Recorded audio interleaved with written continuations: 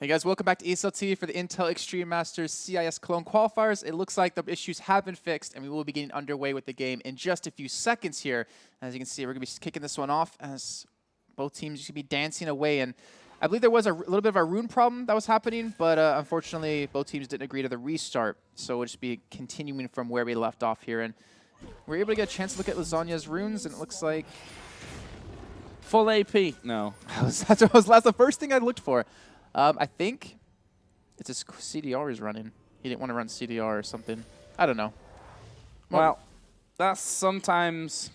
If Hotshot can do it, then with no runes. Well, he just had no runes he at all. Then he can do it with wrong ones. It's a little bit different, I think. So, yeah, we are going to get into this one. Quick rundown of the rosters once again for the Dolphins of Wall Street on the blue side this time. They're 0-1 behind to the Moscow 5.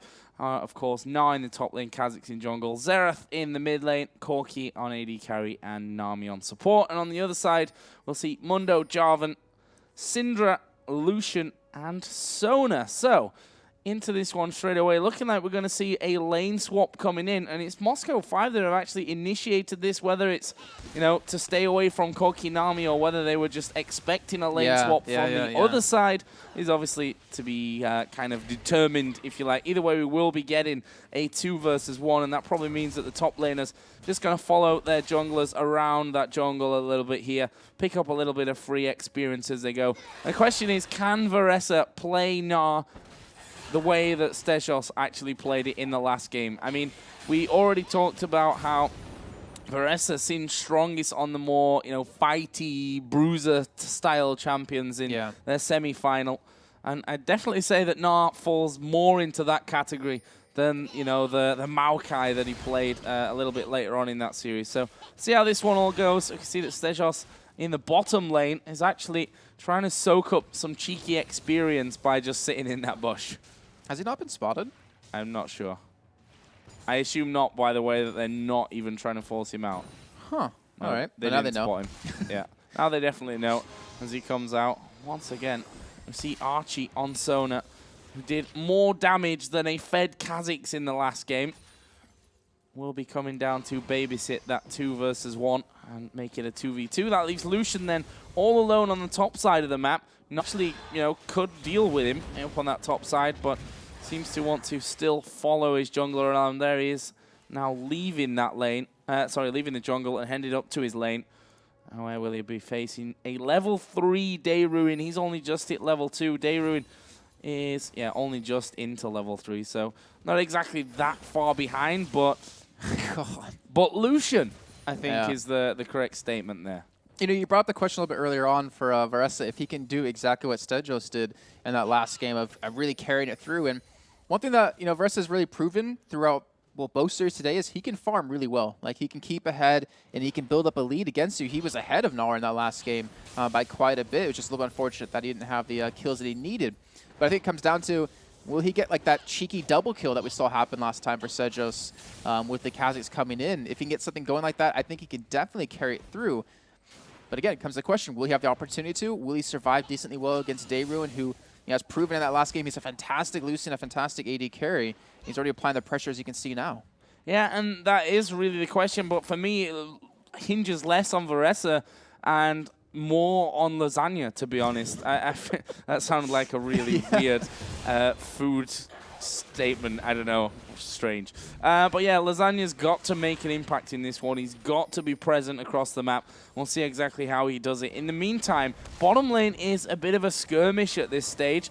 Torrent has actually burnt through all of his mana, throwing out those phosphorus bombs, trying to harass as much as he possibly can. Sona gonna have the advantage of out healing. It looks like Jarvan's coming across here. The ward disappeared. It just disappeared. He's gonna go and get a free engage. Well, can he actually get in there? Torrent is going super low, and that will be a free kill, an easy first blood. A flash there from Smurf also will be used.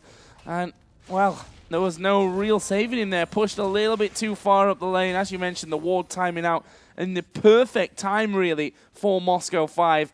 And so it starts. Will they be able to snowball this one as they did game number 1? Jarvan it was that got the first kill. Both Sona and Mundo picking themselves up a nice assist to go along. I don't know if that was a good read on the timing of that ward or if that was just luck, but either way, it worked out so perfectly for him. You saw he didn't have to commit any summoners. He blew the flash out of Smurf and even came in for the steal onto Corki, like you mentioned. So great start, like you said. And now we're going to see even Ressa use his teleport in that top lane to get back as quick as possible. Picking up a chain vest, actually. Not building into another Doran's Blade to make it a little bit easier to last hit. So he's definitely going to need that extra tankiness here. As you've seen him already miss a couple of CS, unfortunately. But now we have the lane swaps come back because Mundo picks up a Giant's Belt, picks up a Health Crystal as well. And he should be tanking enough to deal with Varessa here. Not to mention he will be on his way to level 6 very soon. And with now Torn already being down 1 death, having a little bit of trouble in that bottom lane, it should allow Daeruin to match up very well. Yeah, and they're coming out of this with basically even CS between the two AD carries as well. Obviously, no assist for Daeruin because he was off in that top lane, getting the job done. But now we see them 1 versus 1. And honestly, the makings of a phage there for Corki. Not going to be able to stand and bang with Daeruin. We see him there already going in, actually doing some good damage to Smurf. They try and actually put some back with a good bubble from Smurf, but will that really be enough? That's a big blast once again, but we see the heals coming out. The Cullen as he hits level 6 as well. Dashes in, good exhaust from Smurf. He's got no flash though, don't forget. He used that one earlier on. They both had a flash here, did the M5 bot laners, but there was no real follow-up, no real need to, use those summoner spells, which, you might need a little later on if Kha'Zix decides to come down to this bottom lane. And either way, that asserts a little bit of lane dominance, but just shows how strong Lucian is really all stages of the game. Yeah, very so much damage. This is even after the slight nerfs that they put into him on the latest patch with 419, since we are on Live Realm. But one difference between Sona and Nami, the big difference between them is one gives more I want to say one gives more utility when it comes to getting kills because of the bubble, because of the slow. But Sona just puts out so much more healing and so much more poke. And obviously, this side DWS can't really deal with too well. They're going to commit too much mana to Smurf to keep Torn healthy. And with the pure damage that Daeruin was just doing prior, it's like, all right, well, we can't really keep him healthy enough to survive this. And I wouldn't be surprised if Daeruin continues to build this lead. He's already up about 20 CS, and he's able to push them away from these minions under the turret. They need to be real careful. Yeah, I mean, there's a reason why Sona had more damage than Kha'Zix in that last game. And it wasn't because Crescendo's really hurt or something. Masses of poke, constant damage really coming out from Sona. Question is if she can carry that one on. Interestingly, we're watching Kha'Zix doing red buff. He's actually got really low from that, which means that he probably can't actually go down to that bottom lane at this point. Needs to be super careful. Obviously, we'll heal a bit from those spikes, but Bazzonia has to be very careful here. Sar's coming around. Oh, he's like right off the cusp of him. If only he could just throw a flag over towards that those double golems. You can see them right next to each other. But he's just waiting out that ward in the tri-bush. Oh, now he's a little bit too close. He's going to be waiting for a while. Yeah. Taking his time to come through. The thing is, they don't even need to kill him here, though. I mean, just the presence of Jarvan means that they back away. He throws the flag down, and they just have a go at the turret. Exactly, and they're denying him so much CS where he was already struggling to begin with. He's down now 20, and it's going to continue to grow here as Daeruin just gets stronger and stronger, sitting on 1,000 gold to spend. Just fantastic, just a fantastic job. They're getting Daeruin fed. They realize, where their big lead is, just have it grow a little bit more. They know who the strong person is on the other side with Torn. Now even the Zhonya might get caught out a little bit here as he will force them to back away off this, allowing Torn to finally get a little bit of CS. But, funny enough, mid lane's been relatively quiet here between Flashy and Abdu. As you can see, they're pretty even in CS. No real burst potential just yet with those chalices being picked up. And both of them just more than happy to farm away. Yeah, and then that's the name of the game. I mean, these other lanes have been pulling the junglers in so often that they're probably feeling fairly comfortable with where they are. Also, fairly deep wards as well. One from each side on the top side of those river brushes. As once again, bottom lane pushed in so heavily from Archie, or Enter Your Name as he's called in-game. And Daeruin with that Sona Lucian combo, and he's just saving up for a BF sword here. I mean, he's up to 1,300 gold. He'll be able to go back in probably 2 more waves, or this wave plus another one, and pick himself that up. So that means real trouble for Corki, and especially when Daeruin just says, okay, you stood on the turret, then I'm just going to throw a Cullen your way, and you have to completely back off from that. And as I say that, Cullen comes out. That means that he has to push away. I think they spotted Kha'Zix coming around the corner, or not. They were pinging the ward, actually. So they didn't spot Kha'Zix, but not really too scared by the looks of things. Yeah, I mean, they got, what, Crescendo up. They have all their summoners up as well. They're Lucian, who's just so mobile anyways. But they're getting a little bit aggressive here. Kha'Zix is still off to the side and hasn't been spotted out by the ward just yet, I believe.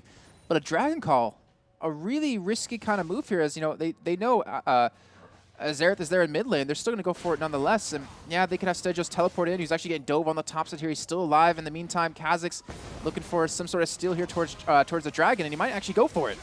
Oh, going in there. They do manage to steal the dragon there with Xerath actually coming in for that one. They got a kill. It was on to Kha'Zix, who was also trying to get in there for a bit of a steal with the smite.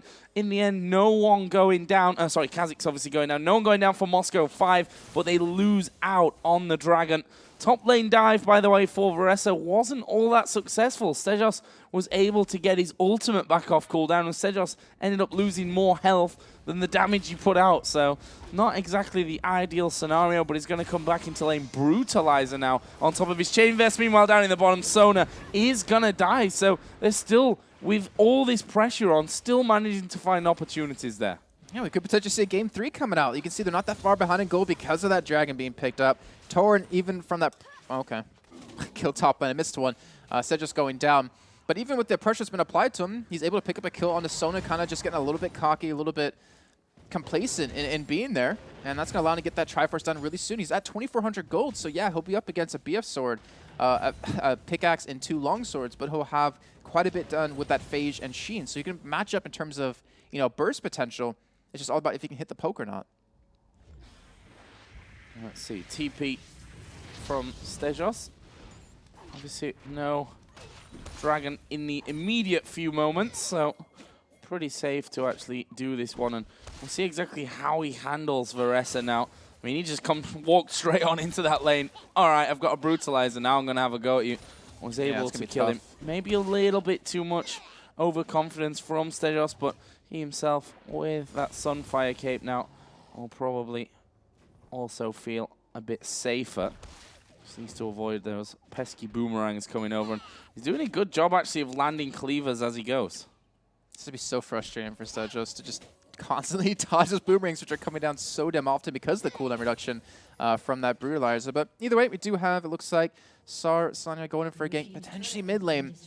But you can just see with those blue buffs picked up, it's just like, all right, pop every ability you can, clear out the wave, and then just back away so you can't get ganked. And it seems that's exactly what's happening here so far as Dayruin has to be a little bit careful here. That Sheen is done. And Torrent can really be a strong force to deal with. He can really put out a lot of damage already, and he's already 30 CS behind. Yeah, Dayruin actually used his Cullen there to push him away on that bottom lane, trying to get as much damage off as he could, but not really connecting. The minion wave had started to push through already. Meanwhile, the mid laners are going to start to get those blue buffs donated over. It's Flashy who's got the lead in CS in that mid lane. Item-wise, they are almost identical at this stage of things. Is Flashy going to go wandering? Is he going to think about heading down towards that bottom lane?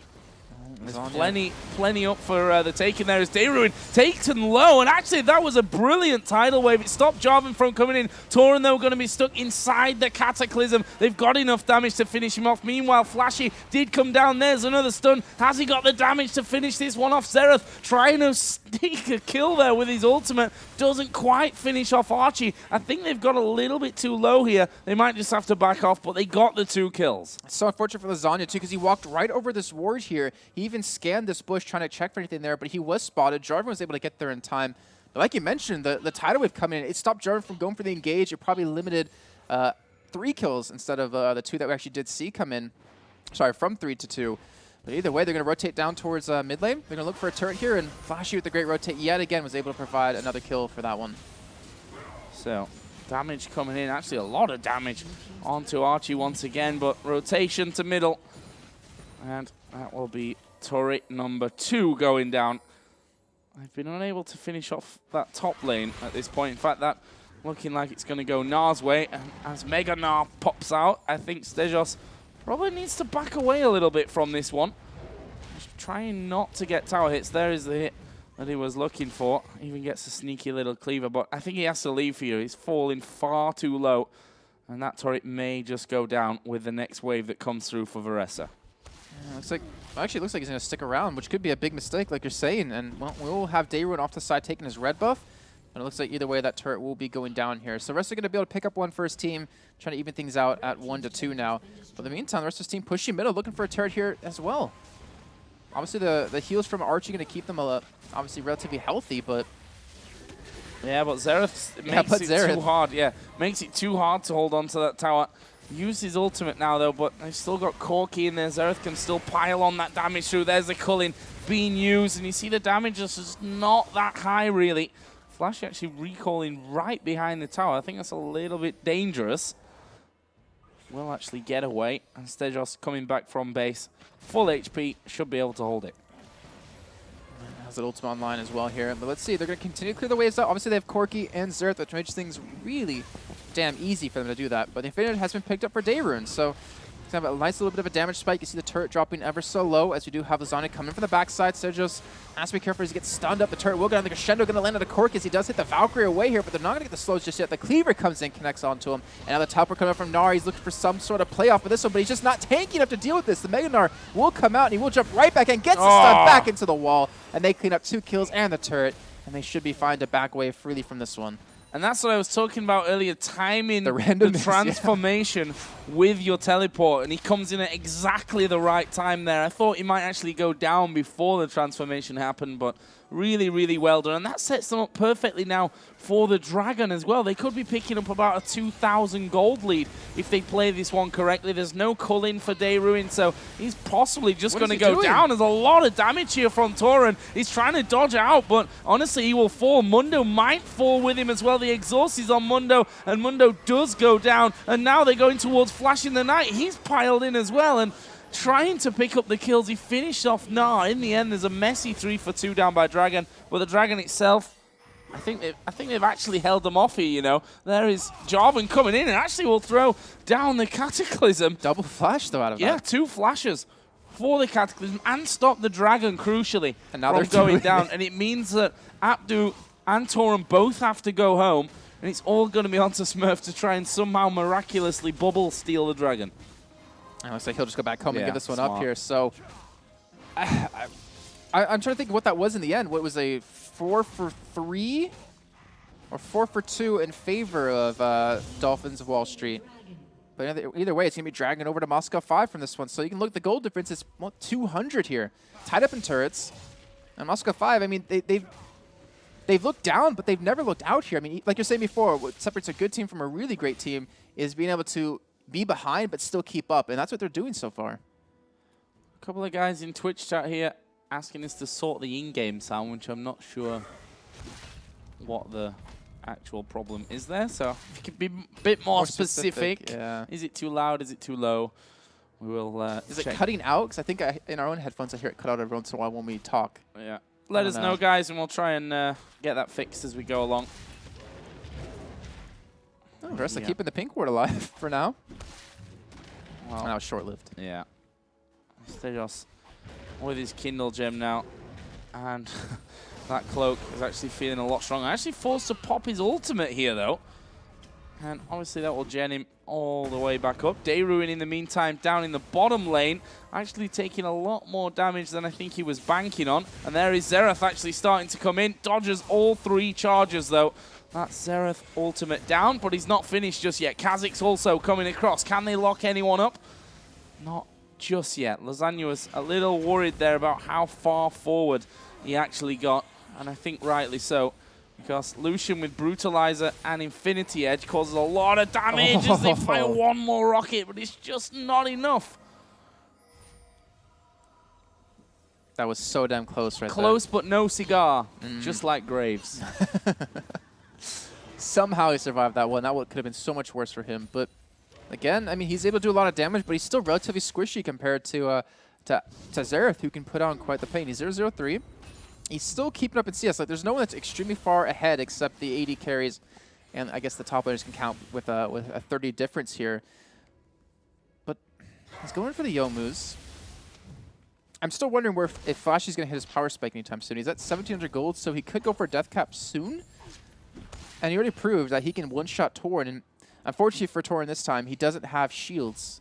Like, there's no shields to protect him. There's a heal, yes, but it's going to be very minor into this one. And Mikhail's is going to need to be built up to kind of keep him alive from this burst potential that obviously Syndra can put out. Yeah. Cleanse off that stun. And again, you can only cleanse off one stun if he plays it right. Yeah. I mean, Flashy, I gave him major props in that last game with Orianna for how patient he was with the use of his shockwaves. And I think with Syndra, that could be even more vital, that, you know, you're calm enough in those scenarios to make sure that you only throw your ultimate out when it's really needed. I've actually seen that Kha'Zix is there, thanks to that ward scan. But showing no real fear here of Archie and Dayruin. Pushed down onto this bottom lane now multiple times.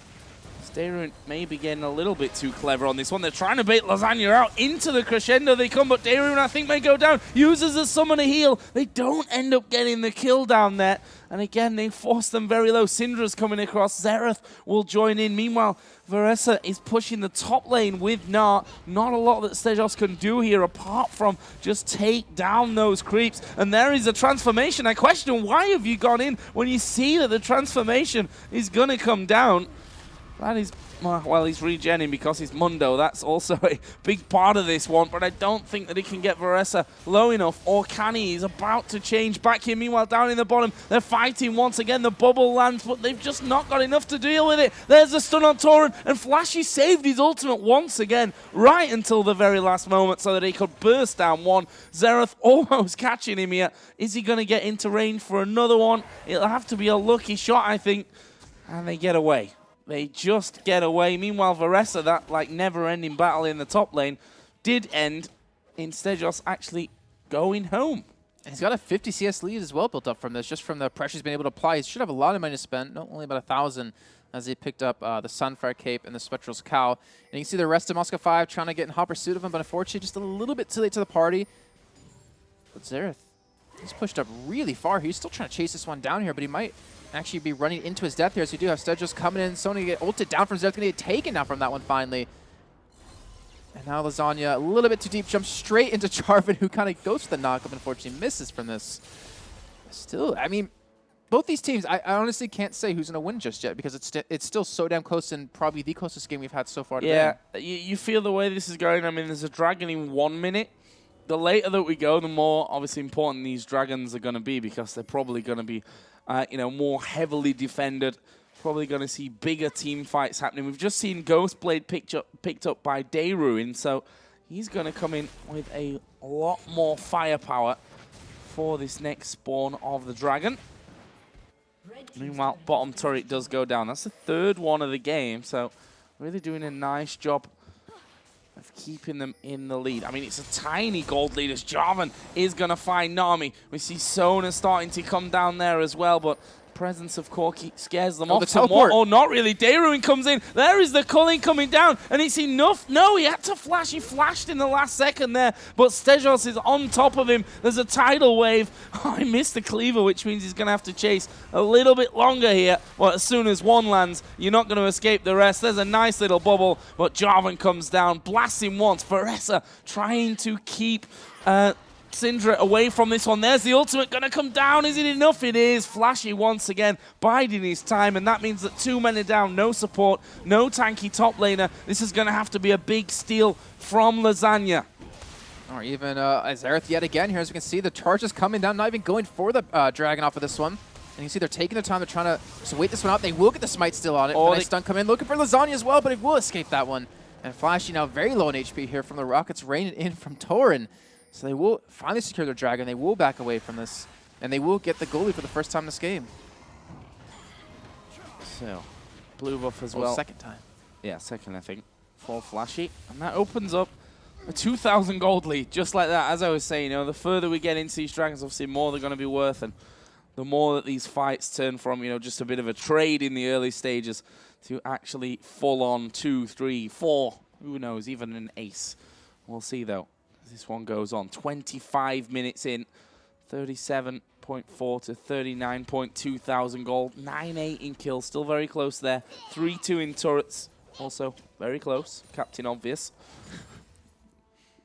And this bottom lane that was pushed so much by both Dayruin and his support Archie. I actually expect them to be punished a little bit more often than they were, considering how far they were up the lane almost every single time.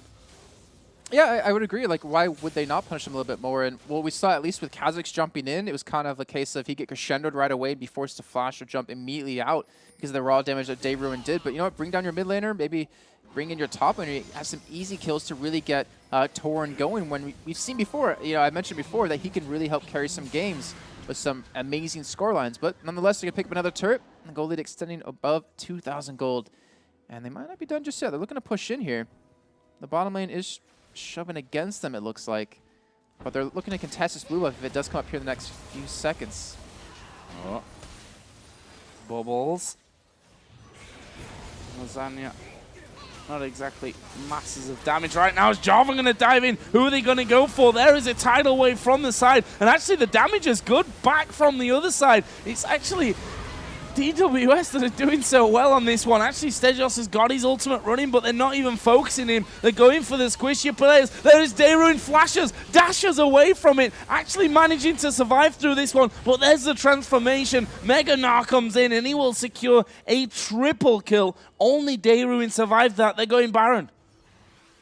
And DWS looks like they might be able to pull an upset here. Obviously, there's a Warg spot out to be very careful, but Oresta's very damn tanky at this point. You even have Nami there to get in a little bit of extra heals. But Dayruin, he's sticking around. He spots out the ward, so they know exactly where he is. He doesn't have much HP. He's going to have to get this one up here. Lasagna isn't on much health either. He could go down. He will fall from this one. And Baron still has 4,000 life. Dayruin healing up a little bit as he can in mid lane. I mean, they can if do they, this. If they trade it, this is going to be still close. Dayruin could easily clean up if he got there in time. Yeah. Decides to push away, and they do get it with 3 surviving members. Actually, Corki had already spawned back in there, so everyone except Lasagna gets the buff. Didn't this happen at DWS in game number 2? Didn't they do the same thing? They went in for it and they died, or is that Panda's?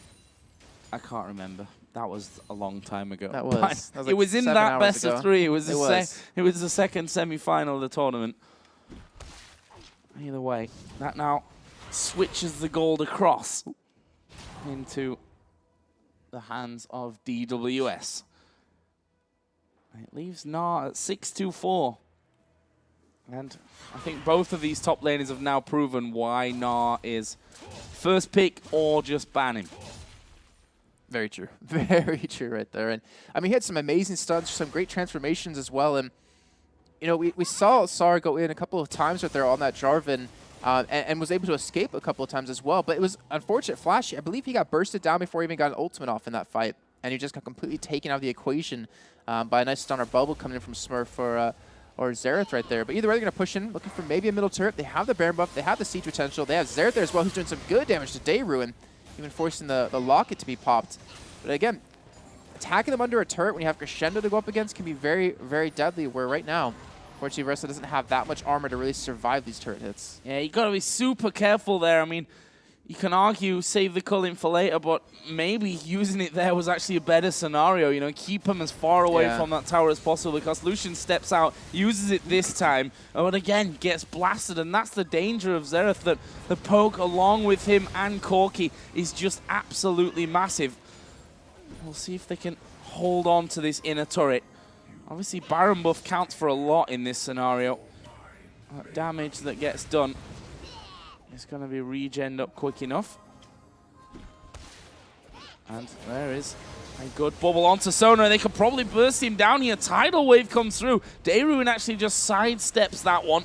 But the Xerath from the side, Flashy coming in from the side, actually gets them the 1 kill. And now they're going to chase this one. Torrent seems to be the first man that they want to go for. There is the jump in. Cataclysm does go down, but who's the real target? Torrent does finally get finished off. There's the transformation. Varessa is going to get one, but I feel like that's all she wrote. And 4 men for just 1. Moscow 5. Coming out on top of that one, and it was all about flashing the night once again, flashing over the top of the wall, and just battering down Xerath at close range. How'd they not see this ward? Like, they had a pink ward right next to it. They could have saw him going potentially for the flash. They even had a ward over the wall. But again, fantastic play out of him. Phenomenal play to just flash in, to burst down Xerath before he can do anything in these fights. And now they're looking for a middle turret. Looks like they will be able to pick it up. They still have their AD carry alive. He's actually clearing out the bottom lane. But nonetheless, I mean, they completely just mitigated that entire Baron that we saw picked up. Not to mention, they're going to take a gold lead for themselves in this one as well. Well, certainly swinging back and forth is his gold lead. Who's going to come out on top is pretty much anyone's guess at this stage. Well, this is Dragon. No contest. That's because they all were dead and have only just spawned in. Of course, no one really near them. I'm guessing a decent amount of gold. Oh, yeah, there's a lot of gold to spend, actually. 2,300 for Lucian, 2,000 for Jarvan, close enough to 2,000 for Mundo as well. So there's going to be some nice item pickups when they all do decide to recall. Let's see what comes out. Syndra just before the Dragon got the Void Staff. I wonder if we're going to see... oh, no, whoa. Daruin going for a BF Sword. I thought he was going to go for Magic Resist because we saw the Pope when they ever hit him. He just kind of drops extremely quickly. But instead he goes for damage. Well, not a bad thing, but if you can't really dodge skill shots right now, then it's not going to help out too much. No. You're definitely not wrong on that one. I mean, we are going to see a Mikhail's coming up soon, so I think that's his biggest danger is actually getting caught by Bull or out of the stun, or even possibly just the slow is enough, although his E obviously kind of negates that somewhat if you've not already used it to dodge his Xerath's ultimate or whatever, since Xerath has got so much to throw at you at range. So that should keep him safer on that front. They're going to jump over here onto Stehos, and that's a lot of damage coming his way. Can he escape? He pops his ultimate very, very late in this one. There is Syndra coming through a good exhaust. Good tidal wave comes in, and now the rest of the team about to collapse in. Jarvan has gone deep, but look at that. He caught two of them underneath the turret in the Cataclysm. Knocks up Varessa as well, just so he gets those extra 1 or 2 hits from the tower. But they've done enough here. They're able to pick it off, and that will be turret number 4. Going over to DWS. And Dayrun wasn't even there fighting. He gets stunned right back into the wall here. Varessa looking for the kill. He's under the turret, and that will be a kill. But he gets the turret in time. K turns around. He has a little bit of life still. He could potentially do this if he gets the distance. He does not get enough. And Varessa cleans up the kill. And that was a good attempt by him to go for that back door. He does get the turret nonetheless. But still, that was a 4-on-5 fight happening in that bottom lane. And yet, that was still almost a 1 fight for Moscow 5. Varessa having to get away as quickly as possible to deal with Lucian. And he's now got a Bloodthirster, so he would actually have won that fight with the Bloodthirster.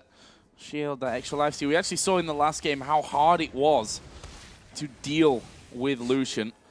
Even when you did blast him a little bit, he was able to step out. The Crucible is also being picked up by Archie as well. So what I was talking about earlier on about, you know, the best way to actually kill him off is to land one of those longer range stuns and then just pile on top of him with all the damage.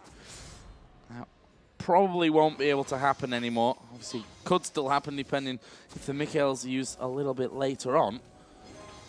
You see Archie just being a bit of a pain in the rear end, managing to scan out both of those wards that were both put down in exactly the same position. There is a stun on towards Stejos, taking the tank low here. Could have a big, big impact on this one. Tidal wave comes through. Varessa is actually in the middle of the team all alone. Flashy has to go off to the back. Lasagna is going to go down. There is Lucian out of the game, though. And now they chase in towards Varessa. It was actually a flash from Archie to pick up that kill. Now they're trying to lock down Torum, but they do finally do that. But he's still got Valkyrie up. You can't throw a Cataclysm at the Corki, who's still got Valkyrie. In the end, it still ends in a 4-for-1. It looks a lot messier for me than it actually was. It was only Dayrun that went down. And I ask myself, where was the focus there? They've burnt everything on Mundo. Mundo was flashing red at the end, despite having his ultimate running. They've thrown everything his way, which means that everyone is still very healthy. Xerath not going to be anywhere close to Baron. This one is going over to Moscow 5. That's just really unfortunate because Varessa, he kept 4 people busy the entire time, and yet Dayrun was able to pick up 1 kill before he ended up going down. He picked up a lot of damage onto another target before he finally fell, and yet it just wasn't enough. Flashy just had too much health. Xerath just kind of got taken. I think Xerath might have been the first death in that fight if it wasn't Lasagna. Just a little miscommunication. I mean, Varessa, you saw how long he tanked 4 people, but he didn't have the damage to secure the kill on the Flash, especially with the support that that Archie was able to give him. So a little bit unfortunate for him. It's not over just yet, as we saw. I mean, we had DWS pick up Baron before, and yet they still were able to lose a fight. So even with Baron, Moscow 5 are still vulnerable here. And Daeruin, I guess their key target or their key man, doesn't have the buff. He does have a Negatron Cloak, though, finally, which is definitely going to help out quite a bit here. Yeah. I wonder where he's going to go with that, whether Or it's just into top. G8. It's a free inhib. Well. Oh, Varessa. No, he's been closed in on. And Mega Gnar. It's not going to be Mega Gnar forever. In fact, he's going to get tagged up there. So the whole idea of heading down towards the turrets is not going to work out for him. Why Flash? You really don't need to waste your Flash there. Yeah, but for what? Oh, you don't need to use Cataclysm either because he can jump just like Corki could earlier on, but whatever. Gets the finisher, and that will be the end of Gnar. You say they've stalled, but they've not really... I guess they have stalled, technically, but they're still pushing with the other three men on towards this inner turret in that bottom lane. Stechos. You said it like 8 different ways. I've said it that many different ways that at least one of them has to be right. Were probably right at some point during tonight, or probably not as well, which is, you know, more my luck. No one, yeah. So now the rest of the team are finally here. Let's see if they can actually bully them off of this turret with Corki missiles, with Xerath blasting you. I really don't get why they're not just doing top inhibitor. Well, they're all here now. So, okay, those turrets fall really fast. Thing is, yeah, if they take this, they can literally just walk to top lane through the base.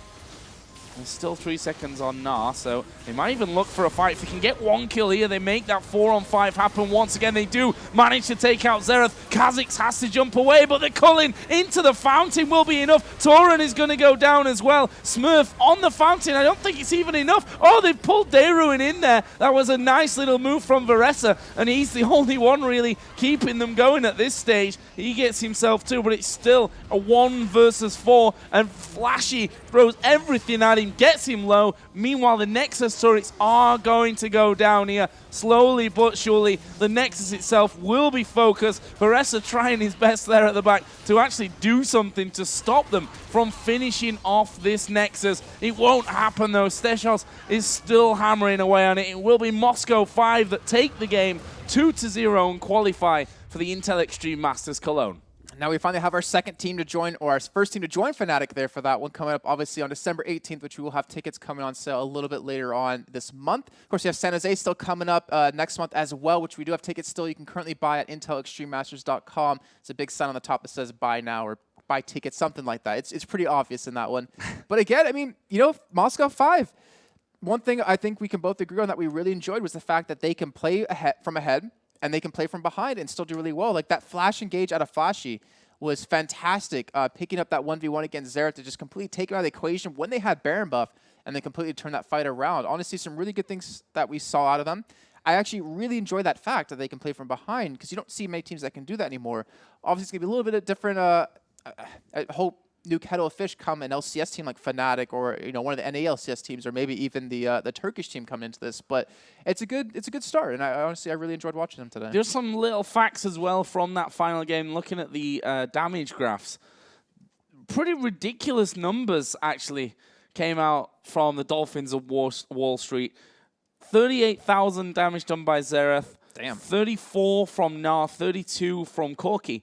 On the other side, the highest damage was from Lucian at 32,000, which tells me Sona OP. They've been, well, Sona OP. That is definitely one way to think about it. Yeah, I mean, she did a lot of healing, 21k healing. But damage taken, everything was thrown at Mundo. We saw it in that fight before Baron that everyone was full HP pretty much, apart from Mundo, who'd been burst down, then regened halfway up, and then being burst down to almost nothing as well. So I think there was still chances really in there for the Dolphins of Wall Street to come through. And honestly, they seem to be a fairly promising team coming out of the CIS region. Moscow 5, though, will be the representative. And we can only hope and pray that we get to see Moscow 5 versus Gambit. Obviously, that all comes down to you guys because you have to vote in which other European team you want to see there. You can do that on intelextrememasters.com. And, yeah, pretty cool qualifier tonight. Obviously, we had Yeah. a few problems with couple, certain players not being registered and all that kind of thing, which obviously led to quite a few delays. So, guys, apologies for that one. Obviously, it's pretty much out of our hands since the ESL CIS team pretty much run everything. We just sit here and hope that everything goes our way from that. But in the end, we did get all the games played that we wanted to tonight. We did find our team for the Intel Extreme Masters Cologne CIS. Obviously, there's still a team to qualify for Turkey. We're just tipping, giving the wild guess out there that Dark Passage might be that team, although they themselves have actually gone through some roster changes, I'm led to believe. Team hasn't? So, well, but they were the team from definitely. Turkey. So that's definitely going to be an interesting one and how that all works out. Obviously, as Jason already mentioned, Fnatic direct invite, which means one team from EU will be voted in. No direct invite from North America this time, so it's going to be 2 invite teams. And there's some big names to choose from, e.g. Team 8, Curse, Dignitas, CLG. I'm going to go ahead and just tip CLG and Curse. I'm going to take that one. I'm thinking that one as just well. Judging by how the last vote, maybe Team 8 fans out there are going to come out and surprise us a little bit. But certainly a lot to look forward to there. First up, though, of course, is the Intel Extreme Masters in San Jose. If you can't be on site with us, then hopefully you shall be watching from home. Just want to say a big, big thank you to everyone that stuck with us through it tonight. I know we've had a couple of moments or half an hour long pauses that have probably tested your will to actually stay tuned in with us. But thank you very much for watching, guys, and we shall see you sometime in the future.